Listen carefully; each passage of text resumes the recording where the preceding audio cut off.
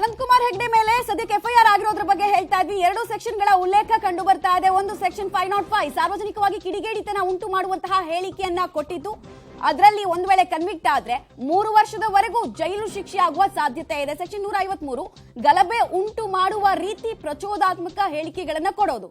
ಇದರಲ್ಲಿ ಒಂದು ವೇಳೆ ಸಾಬೀತಾದ್ರೆ ಪ್ರಾಸಿಕ್ಯೂಷನ್ ಅಲ್ಲಿ ಅದು ಸಫಲ ಆದ್ರೆ 1 ವರ್ಷದ ತನಕ ಜೈಲು ಶಿಕ್ಷೆಯನ್ನ ಒಳಪಡಬಹುದಾದ ಸಾಧ್ಯತೆ ಇದೆ. ಈಗಾಗಲೇ ಎಫ್ಐಆರ್ ಹಾಕಿದ್ದಾರೆ.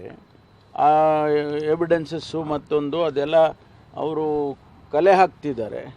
ಅದಾದಮೇಲೆ ಏನು ಮುಂದಿನ ಕ್ರಮ ಮಾಡಬೇಕು, ಅವ್ರನ್ನ ಅರೆಸ್ಟ್ ಮಾಡಬೇಕಾ ಮಾಡಬಾರ್ದಾ ಅದೆಲ್ಲ ಅವರು ಲೋಕಲ್ ಪೊಲೀಸು ಅಲ್ಲಿ ತೀರ್ಮಾನ ಮಾಡ್ತಾರೆ. ನಾವು ಇಲ್ಲಿಂದ ಯಾವ ಡೈರೆಕ್ಷನ್ ಕೊಡೋಕ್ಕೆ ಹೋಗೋದಿಲ್ಲ. ಅವ್ರನ್ನ ಅರೆಸ್ಟ್ ಮಾಡಿ ಅವ್ರನ್ನ ಬಿಟ್ಬಿಡಿ ಅಂಥೇಳಿ ನಾನು ಯಾವತ್ತೂ ಕೂಡ ಯಾರಿಗೂ ಹೇಳಿಲ್ಲ, ಹೇಳೋದು ಇಲ್ಲ. ಅಲ್ಲಿ ಲೋಕಲ್ ಪೊಲೀಸು ಅವರು ಯಾವ ಕಾನೂನಲ್ಲಿ ಯಾವ ಸೆಕ್ಷನ್ ಹಾಕಬೇಕು ಆ ಸೆಕ್ಷನ್ ಹಾಕಿದ್ದೆ ಅದರಲ್ಲಿ ಅರೆಸ್ಟ್ ಮಾಡಬೇಕು ಅಂತಿದ್ರೆ ಮಾಡ್ತಾರೆ. ಒಟ್ಟಲ್ಲಿ ಈಗಾಗಲೇ ಎಫ್ಐಆರ್ ಹಾಕಿದ್ದಾರೆ. ಆ ಎವಿಡೆನ್ಸಸ್ಸು ಮತ್ತೊಂದು ಅದೆಲ್ಲ ಅವರು ಕಲೆ ಹಾಕ್ತಿದ್ದಾರೆ. ಅದಾದಮೇಲೆ ಏನು ಮುಂದಿನ ಕ್ರಮ ಮಾಡಬೇಕು, ಅವ್ರನ್ನ ಅರೆಸ್ಟ್ ಮಾಡಬೇಕಾ ಮಾಡಬಾರ್ದಾ ಅದೆಲ್ಲ ಅವರು ಲೋಕಲ್ ಪೊಲೀಸು ಅಲ್ಲಿ ತೀರ್ಮಾನ ಮಾಡ್ತಾರೆ. ನಾವು ಇಲ್ಲಿಂದ ಯಾವ ಡೈರೆಕ್ಷನ್ ಕೊಡೋಕ್ಕೆ ಹೋಗೋದಿಲ್ಲ. ಅವ್ರನ್ನ ಅರೆಸ್ಟ್ ಮಾಡಿ ಅವ್ರನ್ನ ಬಿಟ್ಬಿಡಿ ಅಂಥೇಳಿ ನಾನು ಯಾವತ್ತೂ ಕೂಡ ಯಾರಿಗೂ ಹೇಳಿಲ್ಲ, ಹೇಳೋದು ಇಲ್ಲ. ಅಲ್ಲಿ ಲೋಕಲ್ ಪೊಲೀಸು ಅವರು ಯಾವ ಕಾನೂನಲ್ಲಿ ಯಾವ ಸೆಕ್ಷನ್ ಹಾಕಬೇಕು ಆ ಸೆಕ್ಷನ್ ಹಾಕಿದ್ದೆ ಅದರಲ್ಲಿ ಅರೆಸ್ಟ್ ಮಾಡಬೇಕು ಅಂತಿದ್ರೆ ಮಾಡ್ತಾರೆ. ಒಟ್ಟಲ್ಲಿ ಈಗಾಗಲೇ ಎಫ್ಐಆರ್ ಹಾಕಿದ್ದಾರೆ. ಆ ಎವಿಡೆನ್ಸಸ್ಸು ಮತ್ತೊಂದು ಅದೆಲ್ಲ ಅವರು ಕಲೆ ಹಾಕ್ತಿದ್ದಾರೆ. ಅದಾದಮೇಲೆ ಏನು ಮುಂದಿನ ಕ್ರಮ ಮಾಡಬೇಕು, ಅವ್ರನ್ನ ಅರೆಸ್ಟ್ ಮಾಡಬೇಕಾ ಮಾಡಬಾರ್ದಾ ಅದೆಲ್ಲ ಅವರು ಲೋಕಲ್ ಪೊಲೀಸು ಅಲ್ಲಿ ತೀರ್ಮಾನ ಮಾಡ್ತಾರೆ. ಡೀಟೇಲ್ಸ್ ಕೊಡ್ತಾರೆ. ನೇರ ಸಂಪರ್ಕದಲ್ಲಿ ಜಾಯಿನ್ ಆಗ್ತಿದ್ರೆ ನವೀನ್ ಸಾಗರ್. ನವೀನ್, ಈಗ ಎಫ್ಐಆರ್ ನಲ್ಲಿ ಉಲ್ಲೇಖ ಆಗಿರುವಂತಹ ಸೆಕ್ಷನ್ ಬಗ್ಗೆ ಮಾಹಿತಿ ಕೊಡೋದು ಜೊತೆಗೆ ಪೊಲೀಸ್ ಇಲಾಖೆ ಯಾವ ರೀತಿ ತನಿಖೆಯಲ್ಲಿ ಮುಂದುವರಿತಾ ಇದೆ, ಆಮೇಲೆ ಪೊಲೀಸ್ ಅಧಿಕಾರಿಗಳ ಚಿಂತನೆ ಸದ್ಯಕ್ಕೇನು ಇಡೀ ಪ್ರಕರಣದಲ್ಲಿ ಅನ್ನೋದು ಕುತೂಹಲಕ್ಕೆ ಕಾರಣ ಆಗ್ತಾ ಇದೆ. ಖಂಡಿತವಾಗಿ ಸಾಕಷ್ಟು ಅನುಮಾನ ಮೂಡಿಸ್ತಾ ಇರುವಂಥದ್ದು. ಈಗ ಸದ್ಯದ ಮಟ್ಟಿಗಂತೂ ಅವರ ಬಗ್ಗೆ ಯಾವುದೇ ಕ್ರಮವನ್ನು ಕೈಗೊಳ್ಳಲಿಲ್ಲ ಅಂತಲೇ ಹೇಳಬೇಕು. ಯಾಕೆಂದರೆ ಕುಮಟಾ ಪೊಲೀಸರು ಈಗಾಗಲೇ ಸ್ಪಷ್ಟಪಡಿಸಿದಂತೆ ಪ್ರಕರಣವನ್ನು ದಾಖಲಿಸಿದ್ವಿ ಅನ್ನೋ ಮಾತನ್ನು ಹೇಳ್ತಾರೆ. 503 ಸೆಕ್ಷನ್ ಪ್ರಕರಣವನ್ನು ದಾಖಲಿಸಿರುವಂಥದ್ದು, 2 ಸೆಕ್ಷನ್ಗಳನ್ನು ಹಾಕಿ ಪ್ರಕರಣವನ್ನು ದಾಖಲಿಸಿರುವಂಥದ್ದು. ಆದರೆ ಇದ್ರ ಬಗ್ಗೆ ಯಾವುದೇ ಪೊಲೀಸರು ಇನ್ನೂವರೆಗೂ ಕೂಡ ಕ್ರಮವನ್ನು ಕೈಗೊಂಡಿಲ್ಲ. ಕುಮಟಾ ಪೊಲೀಸರು ತನಿಖೆಯನ್ನು ಪ್ರಾರಂಭಿಸಬೇಕಿತ್ತು, ಆದರೆ ತನಿಖೆಯನ್ನು ಕೂಡ ಪ್ರಾರಂಭಿಸಿಲ್ಲ. ಇನ್ನು ನಾವು ಸಂಸದರನ್ನು ಕೂಡ ಕೇಳಿದ್ವಿ. ಯಾಕಂತಂದರೆ ಸಂಸದರಿಗೆ ಯಾವ್ದಾದ್ರು ನೋಟಿಸ್ ಬರಬೇಕಿತ್ತು ಅಥವಾ ಪೊಲೀಸರು ಕೂಡ ಅವರನ್ನು ಸಂಪರ್ಕಿಸಬೇಕಿತ್ತು. ಆದರೆ ಇದು ಯಾವುದೂ ಕೂಡ ಆಗಿಲ್ಲ.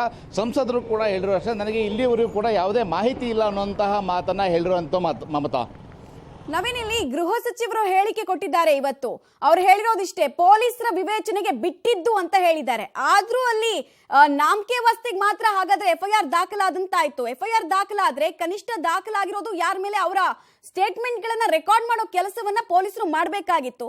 ಬಟ್ ಕನಿಷ್ಠ ತನಿಖೆ ಕೂಡ ಅಲ್ಲಿ ಸ್ಟಾರ್ಟ್ ಆಗಿಲ್ಲ ಅಂದ್ರೆ ಇದು ಸಹಜವಾಗಿ ಅನುಮಾನಕ್ಕೆ ಕಾರಣ ಆಗ್ತಾ ಇದೆ. ಖಂಡಿತವಾಗಿ. ಯಾಕೆಂತಂದರೆ ಕುಮಟಾ ಪೊಲೀಸರನ್ನು ಸಂಪರ್ಕಿಸ ಮತ್ತು ಜಿಲ್ಲಾ SP ಅವರನ್ನು ಕೂಡ ಸಂಪರ್ಕಿಸಿದಾಗ SP ಅವರು ಕೂಡ ದೂರನ್ನು ದಾಖಲಿಸಿದಂತ ಹೇಳ್ತಾರೆ. FIR ದಾಖಲೆಯನ್ನು ಕೊಡಲಿಕ್ಕೆ ಹಿಂಜರಿತಾ ಇದ್ದಾರೆ. ಇಲ್ಲಿವರು ಕೂಡ FIR ದಾಖಲಾಗಿದ್ದು ಏನು ಇಲಾಖೆ ಏನು ವೆಬ್ಸೈಟ್ನಲ್ಲಿ ಡಿಸ್ಪ್ಲೇ ಆಗಬೇಕಿತ್ತು ಅದು ಕೂಡ ಆಗಿಲ್ಲದೆ ಇರೋದನ್ನು ಕಾಣ್ಬೋದಾಗಿದೆ. ಈ ರೀತಿಯಲ್ಲಿ ಒಂದು ರೀತಿ ಜನರಿಗೆ ತೋರ್ಪಡಿಸೋಕೆ ಮಾತ್ರ ಇವರು ದಾಖಲೆಯನ್ನು ಮಾಡಿಕೊಂಡ್ರ ಅನ್ನೋಂತಹ ಒಂದು ಸಂಶಯ ವ್ಯಕ್ತವಾಗಿರುವಂಥದ್ದು. ನವೀನ್, ಗೃಹ ಇಲಾಖೆಗೆ ಇರುವಂತಹ ಆಸಕ್ತಿ ಸ್ಥಳೀಯ ಪೊಲೀಸರಿಗೆ ಇಲ್ಲದ ಹಾಗೆ ಕಾಣಿಸ್ತಾ ಇದೆ ಇಲ್ಲಿ. ಖಂಡಿತವಾಗಿ ಯಾವ ಒತ್ತಡದಲ್ಲಿ, ಯಾಕೆಂತಂದ್ರೆ ಹಿಂದೆ ಕೂಡ ಅನಂತಕುಮಾರ್ ಹೆಗಡೆ ಅವರ ಮೇಲೆ ಸಾಕಷ್ಟು ಪ್ರಕರಣಗಳು ದಾಖಲಾಗಿದ್ರು. ಆದರೆ ಪೊಲೀಸ್ನವರು ನಂತರದಲ್ಲಿ B ರಿಪೋರ್ಟ್ ಅನ್ನ ಕೊಟ್ಟಿರುವುದಂತ ಕಾಣಬಹುದಾಗಿದೆ. ಇಲ್ಲಿವರೆಗೂ ಕೂಡ 14 ಪ್ರಕರಣಕ್ಕೂ ಹೆಚ್ಚು ಪ್ರಕರಣಗಳು ಅನಂತಕುಮಾರ್ ಹೆಗಡೆ ಅವರ ಮೇಲೆ ದಾಖಲಾಗಿತ್ತು. ಅದಲ್ಲದೆ ಬಿಜೆಪಿಯ ಹಲವು ಮುಖಂಡರ ಮೇಲೆ ದಾಖಲಾಗಿತ್ತು. ಅದರ ನಂತರದಲ್ಲಿ ಬಿಜೆಪಿ ಸರ್ಕಾರ ಬಂದಾಗಲೂ ಹಾಗೆ ಕಾಂಗ್ರೆಸ್ ಸರ್ಕಾರ ಇದ್ದಾಗಲೂ ಕೂಡ ಅದನ್ನ B ರಿಪೋರ್ಟ್ ಆಗಿರೋದನ್ನ ಕಾಣಬಹುದಾಗಿದೆ. ಹಾಗಾಗಿ ಸಾಕಷ್ಟು ಅನುಮಾನ ಮೂಡ್ತಾ ಇರೋದು ಅನಂತಕುಮಾರ್ ಹೆಗಡೆ ವಿರುದ್ಧ ಈಗ ಏನು ಪ್ರಕರಣ ದಾಖಲಾಗಿದೆ ಅಂತ ಹೇಳಲಾಗ್ತಾ ಇದೆ. ಅದರ ಸಂಬಂಧಪಟ್ಟಾಗೆ ತನಿಖೆನ ಮಾಡ್ತಾರಾ ಅಥವಾ B ರಿಪೋರ್ಟ್ ಅನ್ನು ಸಲ್ಲಿಸಿದ ನಂತರ ಕೈ ಬಿಡ್ತಾರಾ ಅನ್ನುವಂತಹ ಒಂದು ಸಂಶಯ ಈಗ ವ್ಯಕ್ತವಾಗಿರುವಂತದ್ದು ಅಂತ. ರೈಟ್, ಧನ್ಯವಾದ ನವೀನ್ ತಮ್ಮೆಲ್ಲ ಮಾಹಿತಿಗಾಗಿ. ಕನಿಷ್ಠ ಪಕ್ಷ ಇನ್ವೆಸ್ಟಿಗೇಷನ್ ಕೂಡ ಸ್ಟಾರ್ಟ್ ಆಗಿಲ್ಲ, ಸ್ಟೇಟ್ಮೆಂಟ್ ಗಳನ್ನ ರೆಕಾರ್ಡ್ ಮಾಡೋ ಕೆಲಸ ಕೂಡ ಆಗಿಲ್ಲ ಅನ್ನೋದು ಸ್ಥಳೀಯ ಪೊಲೀಸ್ ಇಲಾಖೆಗೆ ಸಂಬಂಧಪಟ್ಟಂತೆ ಸಿಗ್ತಾ ಇರೋ ಮಾಹಿತಿ.